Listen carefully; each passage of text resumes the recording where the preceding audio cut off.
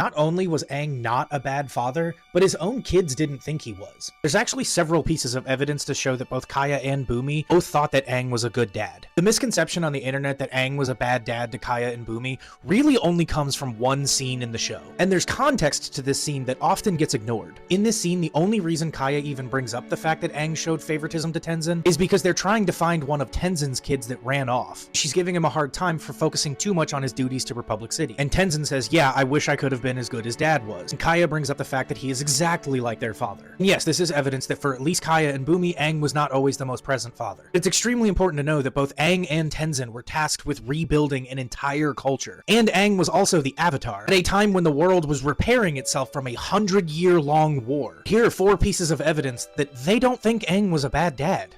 But I've tried my best to keep the world safe. Hope I made you proud.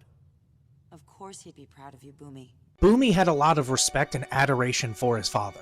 If Bumi hated Aang or thought he was a bad dad, I don't think he would care about making him proud. Again, sticking to Bumi, in the comics, Bumi is consoling Milo for not earning his arrow. He says, here's the thing about dads like ours. They may be frustrating, they may not always have infinite time for us. Everything they do is to keep us safe. This shows that Bumi is well aware of the responsibilities that Aang had while also trying to be a father. And although it was frustrating, he understands that Aang did the best he could. Switching over to Kaya, also in the comics, Kaya's talking to Korra about how she came out. And when Korra says, how did Aang react when you told him? Kaya says, he was nothing but supportive, with a smile on her face. And the last piece of evidence I'll leave you with is this photo itself. Even though earlier in the episode they gave Tenzin a hard time for being the favorite child, smiles on their faces and the fond recollection shows that none of them think that Aang was a bad dad. And honestly, I feel like they're the experts on this subject.